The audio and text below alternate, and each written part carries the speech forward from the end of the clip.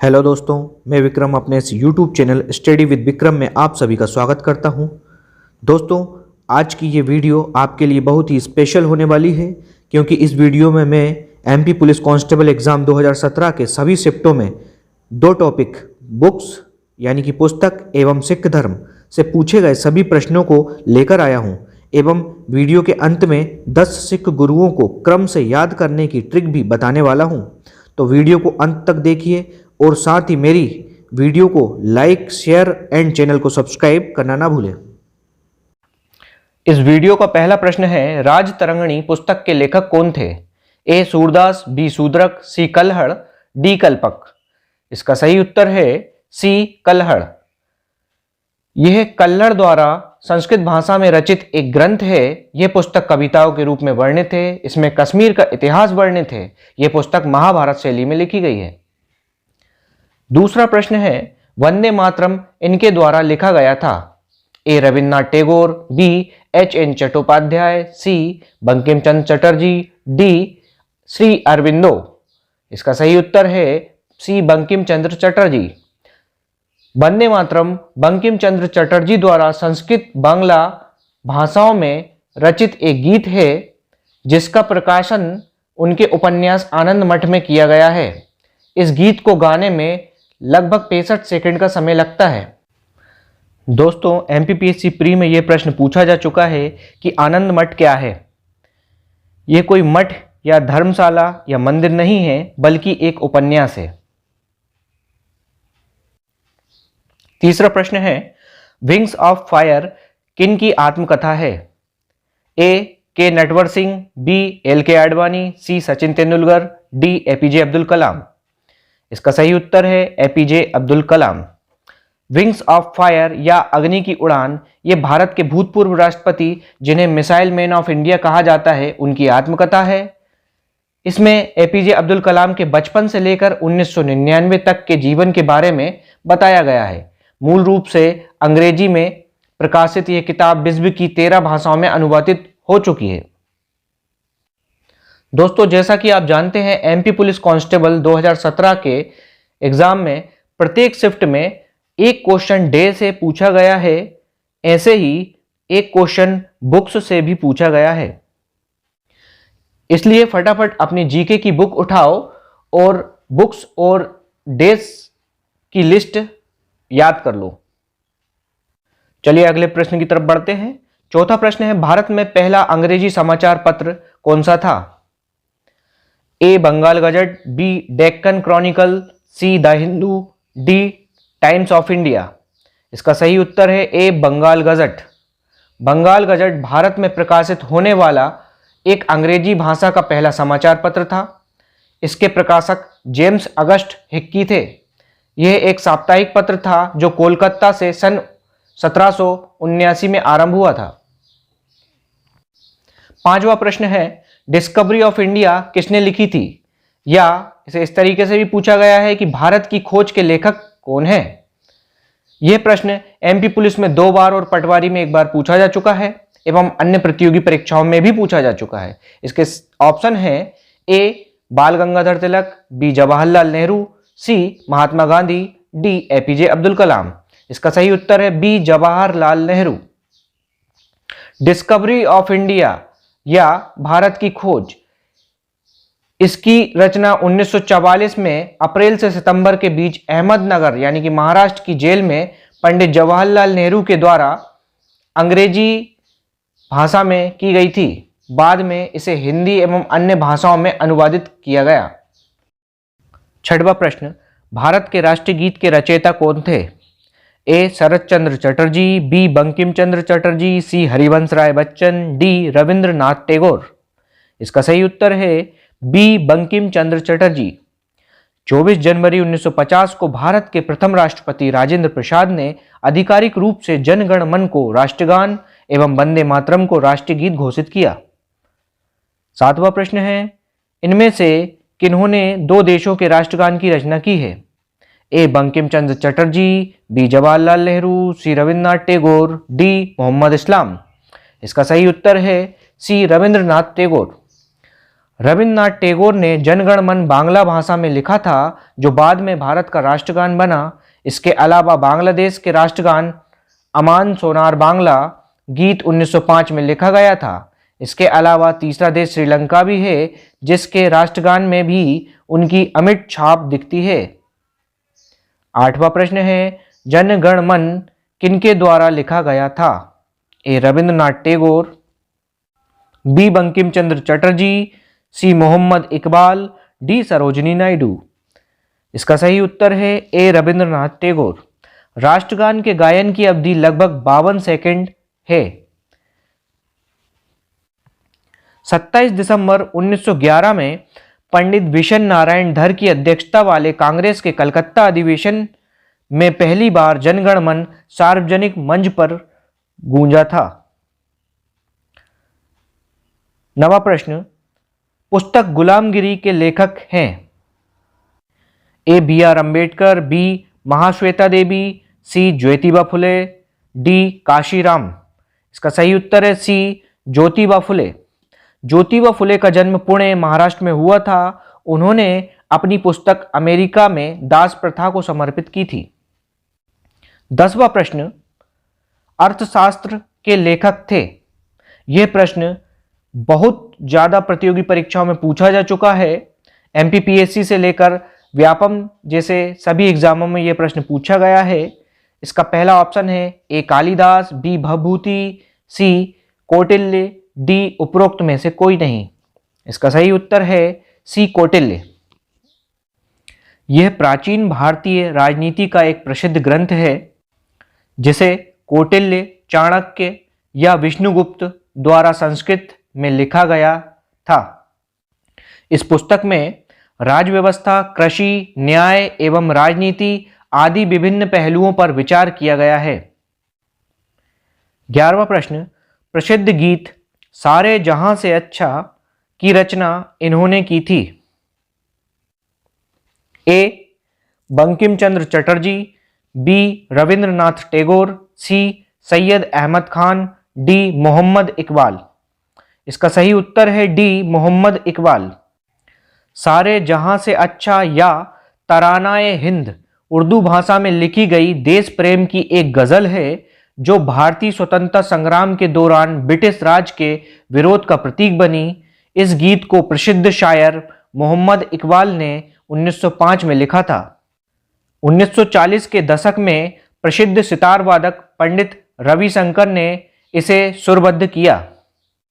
दोस्तों, इस गजल से संबंधित एक बहुत ही रोचक बात मैंने सुनी है कि जब इंदिरा गांधी ने भारत के प्रथम अंतरिक्ष यात्री राकेश शर्मा से पूछा कि अंतरिक्ष से भारत कैसा दिखता है, तो राकेश शर्मा ने आंसर दिया कि सारे जहां से अच्छा हिंदोस्तां हमारा।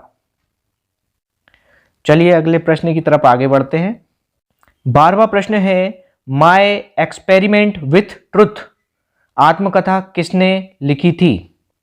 ए इंदिरा गांधी, बी महात्मा गांधी, सी बाल गंगाधर तिलक, डी कार्ल मार्क्स। इसका सही उत्तर है बी महात्मा गांधी।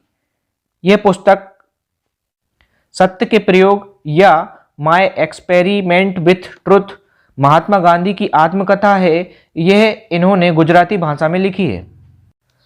दोस्तों, अगले प्रश्न सिख धर्म से संबंधित हैं, जिनकी डिटेल में व्याख्या मैं वीडियो के अंत में करूंगा और 10 सिख गुरुओं को क्रम से याद करने की ट्रिक भी बताऊंगा, तो वीडियो को अंत तक देखते रहिए। 13वां प्रश्न है, सिखों के तीसरे गुरु थे? ए गुरु अर्जुन देव, बी गुरु अंगद देव, सी गुरु गोविंद सिंह, डी गुरु अमरदास। इसका सही उत्तर है डी गुरु अमरदास। गुरु अमरदास सिखों के तीसरे गुरु थे। 14वां प्रश्न है, सिखों के 9वें गुरु थे? ए गुरु अर्जुन देव, बी गुरु गोविंद सिंह, सी गुरु अमरदास, डी गुरु तेग बहादुर। इसका सही उत्तर है डी गुरु तेग बहादुर। 15वां प्रश्न है, सिखों के 5वें गुरु थे? ए गुरु गोविंद सिंह, बी गुरु अमरदास, सी गुरु अंगद देव, डी गुरु अर्जुन देव। इसका सही उत्तर है डी गुरु अर्जुन देव। 16वें प्रश्न की तरफ आगे बढ़ते हैं। 16वां प्रश्न है, सिखों के दूसरे गुरु थे। ए गुरु अर्जुन देव, बी गुरु अंगद देव, सी गुरु गोविंद सिंह, डी गुरु अमरदास। इसका सही उत्तर है बी गुरु अंगद देव। 17वां प्रश्न है, सिखों के 10वें गुरु थे। ऑप्शन ए है गुरु अमरदास, बी गुरु अंगद देव, सी गुरु गोविंद सिंह, डी गुरु अर्जुन देव। इसका सही उत्तर है सी गुरु गोविंद सिंह। सिखों के 10वें गुरु गोविंद सिंह थे। 18वां प्रश्न, किस सिख गुरु ने जफरनामा की रचना की थी। ए गुरु रामदास, बी गुरु गोविंद सिंह, सी गुरु हरगोविंद, डी गुरु नानक। इसका सही उत्तर है बी गुरु गोविंद सिंह। गुरु गोविंद सिंह ने जफरनामा की रचना की थी। 19वां प्रश्न है, अमृतसर में स्वर्ण मंदिर का निर्माण डैश द्वारा किया गया था। ए गुरु अंगद देव, बी गुरु गोविंद सिंह, सी गुरु नानक, डी गुरु रामदास। इसका सही उत्तर है डी गुरु रामदास। तो दोस्तों, ये थे सिख धर्म के प्रश्न जो कांस्टेबल परीक्षा में पूछे गए थे।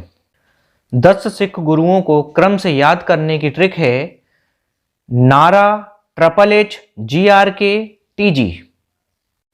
मतलब NAARAHHH, उनके साथ है GRK और अंत में है TG। आपको इस ट्रिक को ऐसे ही याद रखना है, नारा, ट्रिपल एच, GRK, TG। चलिए इसके एक एक शब्द की मीनिंग समझते हैं।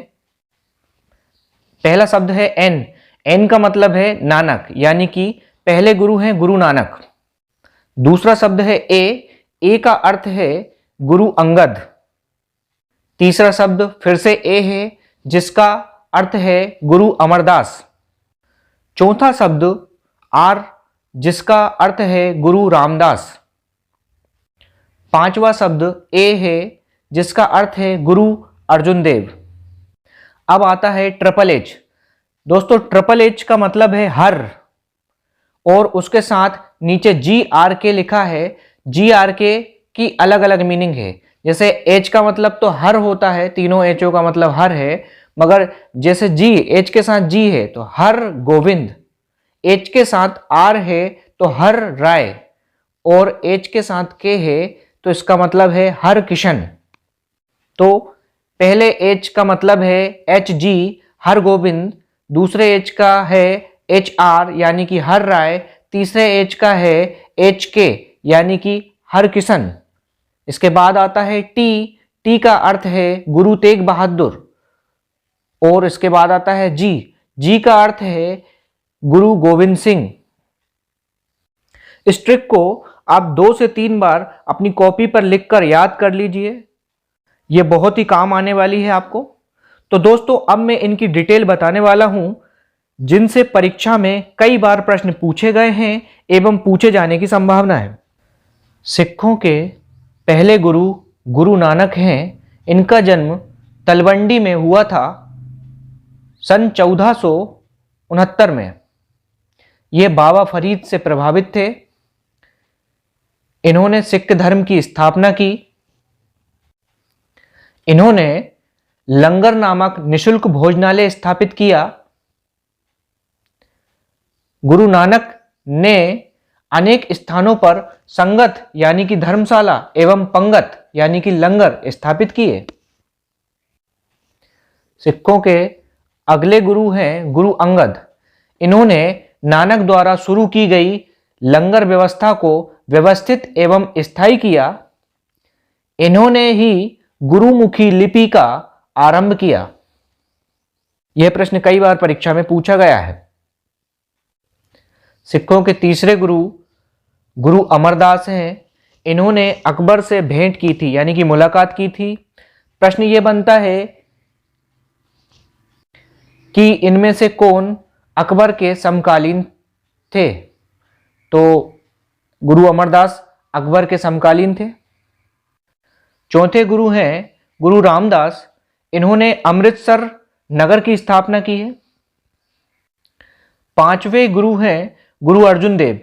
इन्होंने अमृतसर में स्वर्ण मंदिर यानी कि हरमिंदर साहिब की स्थापना की है। इन्होंने सिखों के धार्मिक ग्रंथ आदि ग्रंथ की रचना की है। यह प्रश्न कई बार पूछा गया है। जहांगीर के बड़े बेटे अमीर खुसरो ने अर्जुन देव की शरण ली, इसलिए जहांगीर ने उनकी हत्या करवा दी। 6वें गुरु हैं गुरु हरगोविंद। इन्होंने सिखों को सैन्य संगठन का रूप दिया और अकाल तख्त या ईश्वर के सिंहासन का निर्माण किया था। 7वें गुरु हैं गुरु हर राय। 8वें गुरु हैं गुरु हरकिशन। 9वें गुरु हैं गुरु तेग बहादुर। ये बहुत ही इंपॉर्टेंट है परीक्षा की दृष्टि से। गुरु तेग बहादुर को औरंगजेब ने इस्लाम धर्म स्वीकार नहीं करने के कारण मरवा दिया था। एवं सिखों के 10वें एवं अंतिम गुरु गुरु गोविंद सिंह हैं। इन्होंने खालसा पंथ की स्थापना की थी। इन्होंने खालसा सिखों को पंच ककार यानी कि 5 चीजें धारण करने का आदेश दिया।